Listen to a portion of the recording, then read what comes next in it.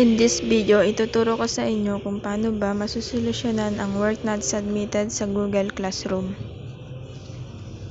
Napakaraming estudyante ang may problema nito at bago yan, huwag niyong kakalimutang mag-subscribe at i-click ang notification bell para updated kayo sa mga videos na i-upload ko.